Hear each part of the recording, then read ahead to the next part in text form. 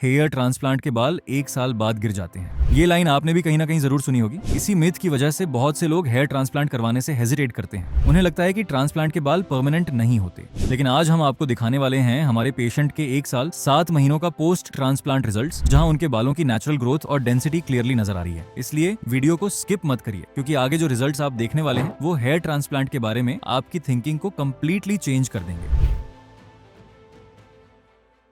हाय, मैं डॉक्टर अनुज। मुझे hair loss की प्रॉब्लम अराउंड 6 to 8 ईयर्स से करीब है। मैंने स्टार्टिंग में बहुत पहले होम्योपैथिक मेडिसिन ट्राई की, उसके बाद मैंने मोनोक्लोनल ट्राई किया, उसके बाद मैंने नॉर्मल न्यूट्रास्यूटिकल्स टाइप के ट्राई किए। लेकिन स्टार्टिंग में तो कुछ लगा कि हेयर फॉल रिड्यूस हो रहा है, लेकिन फिर से वो हेयर फॉल की प्रॉब्लम वैसी की वैसी रही और लास्ट 1 to 2 ईयर से काफ़ी मेजर हेयर फॉल हो गया और काफ़ी मेरा स्कैल्प दिखने लगा। और इसलिए अब मैंने अपने आप को तैयार किया है हेयर ट्रांसप्लांट के लिए। बाल आई डोंट थिंक वो जेनेटिक है, फादर को अभी भी अच्छे खासे बाल है।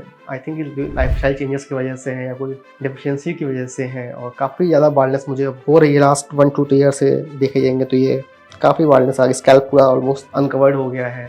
हेयर फॉल नोटिस का पैटर्न मैं नोटिस किया करीब 8 साल पहले जब मैं एमबीबीएस में था। मेरे वही हेयर फॉल जिस पिलो पे दिखते थे, टेबल पे दिख रहे हैं, हर जगह में हेयर फॉल्स दिख रहे हैं। नहाते हुए भी काफ़ी बाल निकल रहे थे, तो तब मुझे पता चला कि हाँ मुझे हेयर फॉल हो रहा है। तब मैंने मेडिकेशन स्टार्ट की थोड़ी बहुत, लेकिन काफ़ी इरेगुलर मेडिकेशन ली मैंने। फिर हेयर ट्रांसप्लांट के लिए मैंने इसलिए चूज़ किया कि अब आई डोंट थिंक कि अब कोई ऑप्शन इसके अलावा कोई ऑप्शन बचा है। और क्यूएसटी का मैंने अपने कलीग डॉक्टर से पता किया उनको बताया बहुत अच्छा क्लिनिक है, बहुत अच्छे रिजल्ट्स हैं उनके और कोई प्रॉब्लम नहीं होगी आपको। आप हमें साथ में डॉक्टर से भी बात की, उन्होंने मुझे बहुत अच्छा रिस्पॉन्स दिया, उन्होंने मेरी सारी क्वेरीज को बहुत अच्छे सॉल्व किया। मुझे करीब 3000 से 3500 ग्राफ्स के बारे में कहा गया कि अराउंड इतने लगेंगे। एक्साइटेड, ज़्यादा नर्वस हूँ क्योंकि पहली सर्जरी है, कोई है माइनर या मेजर कोई भी सर्जरी में।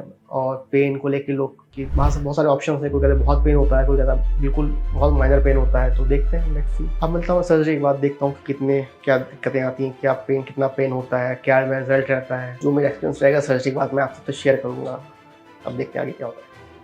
हमारे इस पेशेंट को डिफ्यूज ग्रेड 4 हेयर लॉस जैसी चैलेंजिंग कंडीशन का सामना करना पड़ रहा था। धीरे धीरे उनकी हेयरलाइन और टेम्पल्स पूरी तरह रिसीड हो चुके थे और frontal and mid scalp area damage हो चुका था, जिसका सीधा असर उनके ओवरऑल लुक और सेल्फ कॉन्फिडेंस पर पड़ा। हालांकि इस केस का सबसे पॉजिटिव एस्पेक्ट ये था कि पेशेंट का डोनर एरिया काफी हेल्थी और स्ट्रॉन्ग कंडीशन में था। अगर आप बॉल्डनेस की इस स्टेज को फेस कर रहे हैं या फिर हेयर ट्रांसप्लांट कराने के लिए सर्च कर रहे हैं, तो आज ही क्यूएचटी की nearest branch Haridwar, Delhi, Gurugram and Hyderabad में विजिट करें। मेरी सर्जरी कंप्लीट हो चुकी है। अराउंड 4500 ग्राफ्ट लगे हैं। ओवरऑल सेटिस्फाइड रहा हूँ इस सर्जरी से। बाकी टाइम पे प्रॉपर रिफ्रेशमेंट मुझे मिलते रहे। कोई प्रॉब्लम हो या मैंने डॉक्टर को बताया तो उन्होंने प्रॉपर उसका सोल्यूशन किया। इस प्रोसीजर में पेन बिल्कुल मिनिमल था, मैं कहूँ, या फिर बिल्कुल नहीं क्यों रहा पेन था। डॉक्टर्स ने प्रॉपर अच्छे से लोगों ने एनेस्थीसिया देके पूरा पेन सबसाइड कर रखा था और अभी भी मुझे कोई पेन नहीं है। ओवरऑल आराम से मैं हूँ उस टाइम, कोई दिक्कत नहीं हो रही। Thank you क्यूएसटी। मैं फिर से मिलूँगा अभी जल्दी अपने पीआरपी सेशन में अपने अच्छे रिजल्ट के साथ। इनिशियल असेसमेंट्स के बाद सबसे पहला स्टेप कस्टमाइज्ड हेयरलाइन डिजाइन करना था, जिसे ग्लबेला पॉइंट को सेंटर रखकर प्रिसाइज मेजरमेंट्स लेकर फिक्स किया गया। उसके बाद कंप्लीट फेशियल फ्रेम अचीव करने के लिए टेम्पल्स को भी डिजाइन किया गया, ताकि यह पेशेंट के फेशियल प्रोपोर्शंस और एज के साथ परफेक्टली मैच करे। हेयरलाइन के साथ साथ पेशेंट के अफेक्टेड फ्रंटल और मिड स्कैल्प एरियाज को भी प्रिसाइजली मार्क किया गया। हेयरलाइन मार्किंग के बाद सर्जिकल प्रोसीजर शुरू हुआ, जिसमें हर जोन की रिक्वायरमेंट्स के अकॉर्डिंग ग्राफ्ट्स स्ट्रेटेजिकली इम्प्लांट किए गए। हेयरलाइन जोन में नेचुरल और सॉफ्ट अपीयरेंस क्रिएट करने के लिए सिंगल और थिन्ड हेयर फॉलिकल्स इम्प्लांट किए गए और यही सेम फॉलिकल्स टेम्पल जोन में भी इम्प्लांट किए गए। इसके बाद डेंसिटी और वॉल्यूम देने के लिए फ्रंटल और हाफ मिड स्कैल्प एरिया में डबल और ट्रिपल हेयर फॉलिकल्स इम्प्लांट किए गए। अगर आप भी एक इन्फॉर्म्ड और सेफ प्रोसीजर एक्सपीरियंस कराना चाहते हैं तो नीचे कमेंट करके लिखिए गाइड मी। ट्रांसप्लांट के 2 मंथ्स बाद जब पेशेंट अपने सेकंड फॉलोअप पीआरपी सेशन के लिए क्लिनिक विजिट करते हैं, तब इम्प्लांटेड ग्राफ्ट्स का शेडिंग फेज स्टार्ट हो चुका होता है। इस स्टेज पर जो ग्राफ्ट्स स्कैल्प पर इम्प्लांट किए गए थे वे मोस्टली शेड हो जाते हैं, जैसा कि आप पेशेंट की स्कैल्प पर क्लियरली देख पा रहे होंगे। ये फेज बिल्कुल नॉर्मल होता है और हेयर ट्रांसप्लांट प्रोसेस का एक इंपॉर्टेंट पार्ट माना जाता है। आइए अब पेशेंट से ही जानते हैं कि इस फेज के दौरान उनका एक्सपीरियंस कैसा रहा। ये मेरा सेकंड पीआरपी सेशन है। मेरा हेयर ट्रांसप्लांट 4 अप्रैल को हुआ था और ओवरऑल सर्जरी एक्सपीरियंस काफ़ी बेटर रहा। कुछ ज़्यादा पेन नहीं हुआ। फर्स्ट डे स्लिट्स बनाए गए थे, सेकेंड डे ट्रांसप्लांट हुआ था और ओवरऑल 4 to 5 डेज में जो हल्की फुल्की स्वेलिंग थी वो सबसाइड कर गई थी। उसके बाद कोई भी, मैं normal day to day work कर रहा था और मैं नॉर्मल ओपीडीज भी कर रहा था, मुझे कोई दिक्कत नहीं, अभी भी मुझे कोई दिक्कत नहीं हो रही है उस चीज़ को लेकर। मेरा शेडिंग फेज अराउंड जब ट्रांसप्लांट के 28 डेज के बाद स्टार्ट हुआ और करीब 1 मंथ के अराउंड बाल शेड हुए। अब मेरे बाल शेड नहीं हो रहे हैं, अब स्टेबल है हेयर ट्रांसप्लांट जो भी है।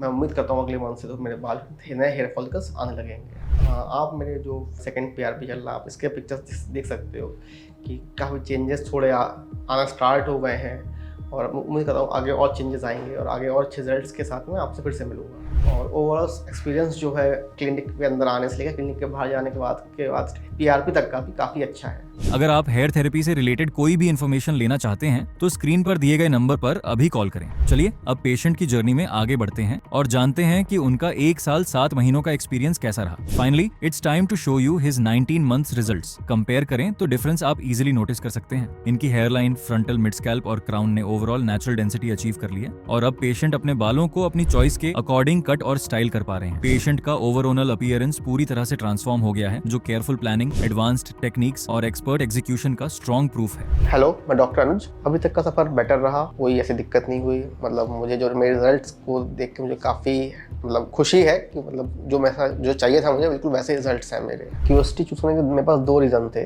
एक पहला रीज़न तो ये था कि मैंने इनके सुन रखा था कि काफ़ी अच्छे रिजल्ट्स हैं। दूसरा, मैं खुद एक डॉक्टर हूँ तो मुझे पता है कि कहाँ पे बेटर हो रहा है। बेसिकली देखिए, हेयर ट्रांसप्लांट एक लोकलाइज सर्जरी है, उसमें बहुत ज़्यादा रिस्क है नहीं है अगर अनटिल एंड अनलेस आपको कोई कोमॉर्बिड कंडीशंस नहीं है। अगर आप बिल्कुल फिट हैं, आपको कोई कोमॉर्बिड कंडीशंस नहीं है, तो आप बिना झिझके हुए आप हेयर ट्रांसप्लांट करवा सकते हो। अगर आपके डॉक्टर अच्छे हैं, वो प्रॉपर अच्छे से कर रहे हैं, स्लाइस टेक्निक यूज़ कर रहे हैं, तो कोई भी दिक्कत नहीं आती है हेयर ट्रांसप्लांट में। और मैंने खुद ही कराया है तो मुझे खुद ही एक्सपीरियंस है कि इसमें कुछ भी दिक्कत की प्रॉब्लम नहीं होती है। आप बिल्कुल सेफली ये प्रोसीजर करा सकते हो। जो मेडिकेशन ये देते हैं वो बिल्कुल जेन्युइन है। हमें वो मेडिसिन एक्चुअली वही मेडिकेशन हम लोग को पढ़ाई भी जाती है। QST का मेरा जो ट्रीटमेंट मैंने यहाँ करवाया है और जो मुझे हेल्प मिली यहाँ के स्टाफ से और डॉक्टर से, सब कुछ बहुत अच्छा था। देखिए, जो भी व्यक्ति या पेशेंट हेयर फॉल से जूझ रहा है तो प्लीज़ ज़रूर अपने डॉक्टर को दिखाएं, और अगर वो आपको जो भी मेडिकेशन या फिर ट्रीटमेंट प्रिस्क्राइब करें आप ज़रूर लें। और हेयर ट्रांसप्लांट के लिए मैं आपको एक सेशन मेरा ये है कि आप QST आके एक बार ज़रूर ट्राई करें, क्योंकि यहाँ के रिजल्ट्स काफ़ी अच्छे हैं। ये था हमारे पेशेंट का कंप्लीट ट्रांसफॉर्मेशन, जिसमें आपने देखा कि उनका लुक कंप्लीटली चेंज हो चुका है। अगर आप भी ऐसा ट्रांसफॉर्मेशन अपनी स्कैल्प पर चाहते हैं तो अभी हमारे एक्सपर्ट्स के साथ कंसल्टेशन बुक करें। Thank you for watching. Hello friends, अगर आपने अभी तक हमारे चैनल को सब्सक्राइब नहीं किया है तो प्लीज इस वीडियो को लाइक कीजिए, शेयर कीजिए और हमारे चैनल को सब्सक्राइब कीजिए। और ध्यान रहे बेल आइकन दबाना ना भूलें, जिससे हमारे हर वीडियो का अपडेट आपको समय समय पर मिलता रहेगा।